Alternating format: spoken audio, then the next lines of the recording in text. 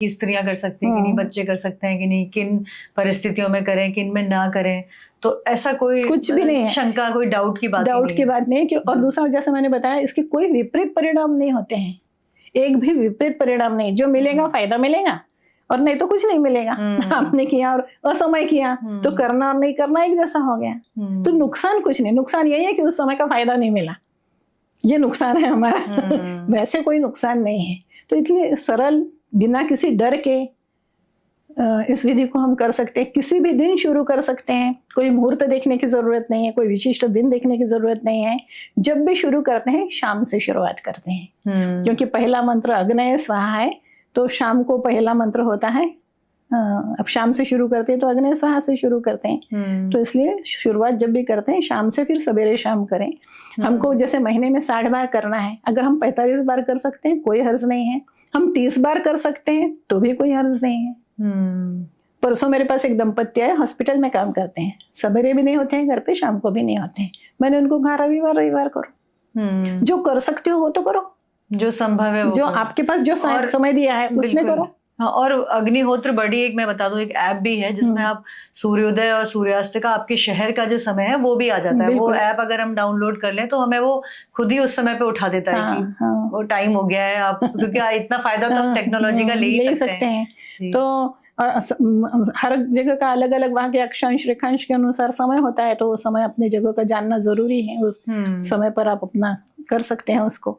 तो इसमें कहीं पर कोई जटिलता नहीं है, कोई विशेष योग्यता नहीं है आपको करने के लिए कि आपको संस्कृत का ज्ञान होना है या आप क्या, कुछ भी नहीं है, क्योंकि ये मंत्र इतने आसान से मंत्र, इसमें कुछ है नहीं। बिना पढ़ा लिखा व्यक्ति भी 2 दिन में सीख जाता है और करता है। करते हैं लोग जिनको पढ़ना लिखना नहीं आता, वो भी अग्निहोत्र करते हैं, मंत्र क्या क्या करते हैं। तो इसलिए कोई भी आपकी कोई विशिष्टता नहीं चाहिए उसमें, और हर एक व्यक्ति कर सकता है। ये सबसे बड़ी चीज है, ये वेदों का मूल स्वरूप है।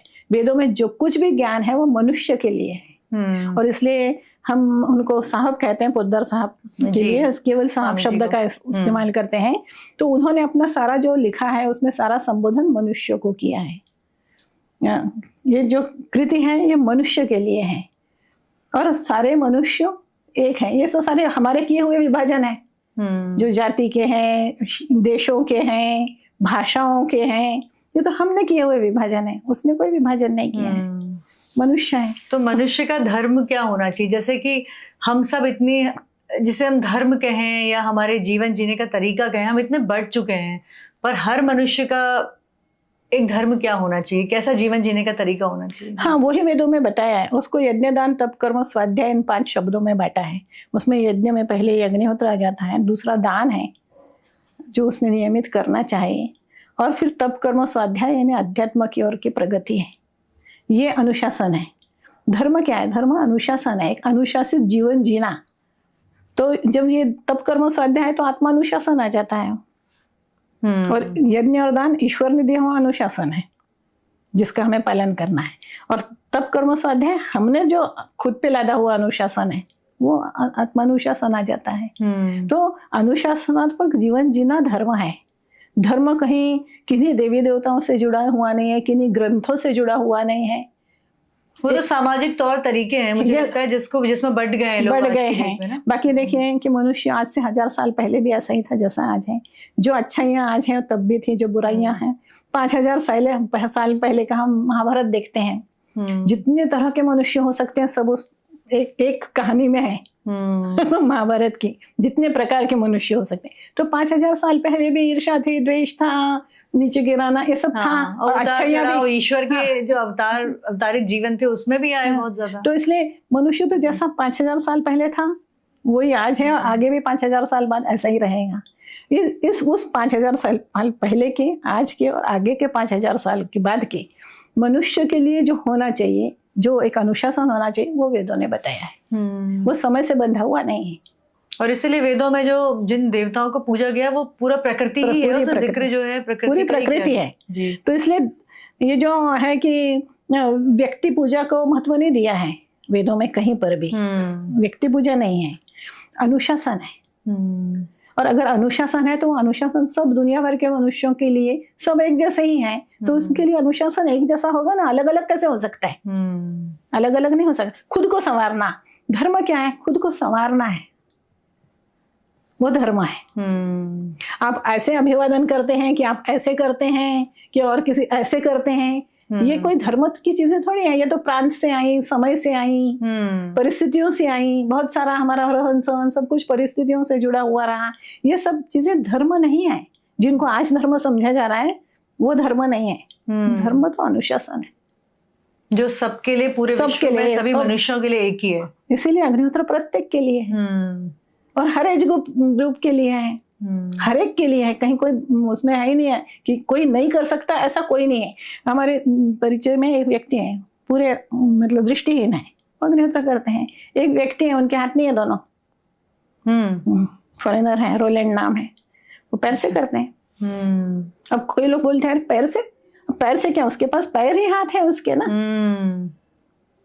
तो ये सब चीजें धर्म से कहीं से जुड़ी हुई ही नहीं है। जिन चीजों को आज हम धर्म मान रहे हैं तो हम ऐसे संकुचित होते चले गए, और जितने हम संकुचित होते चले गए उतने हम दुखी होते चले गए। ईश्वर ने तो हमें ऐसा दिया है उपभोग करने के लिए, खुला आसमान दिया है, और हम हो गए ऐसे।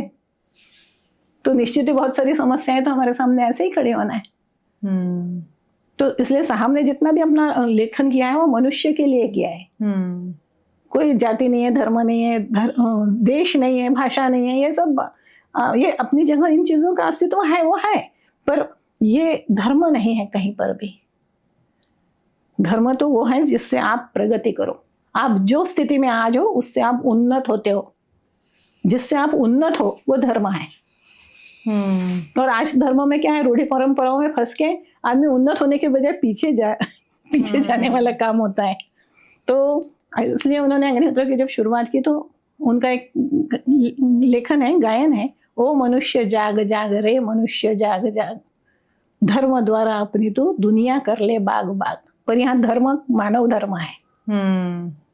लोग मतलब भी फिर गलत निकाल लेते हैं ना कि इस धर्म के वो थे तो इसी धर्म की बात हो रही होगी, या तो ऐसा कुछ है ही नहीं। और इसलिए आज अग्निहोत्र से सब तरह के लोग जुड़े हुए हैं, सारे जाति के, सारे धर्मों के, जितने भी हिंदू हैं, मुसलमान हैं, ईसाई हैं, सिख हैं, जैन हैं, बौद्ध हैं, काफी लोग विदेशों में भी करते हैं। उसमें ज्यादातर लोग ईसाई और यहूदी ही लोग हैं जो अग्निहोत्र कर रहे हैं।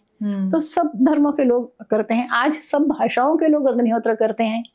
मतलब ये जो बेस उन्होंने रखी ना सबके लिए, ये आज प्रत्यक्ष हमें दुनिया भर में दिखाई देता है। हर जाति, हर देश, हर वर्ग का व्यक्ति अग्निहोत्र करता है। और इसके बाद कई लोग किन गुरुओं से जुड़े हुए हैं। हम कहते हैं आपके गुरु वही रहना दीजिए, हमें तो कोई फर्क पड़ना नहीं। हम ना मंत्र देते हैं ना दीक्षा देते हैं, कुछ भी नहीं है। हम तो चाहते हैं कि आपके घर में एक स्थान आप अग्निहोत्र का बनाओ और आनंद की जिंदगी जियो।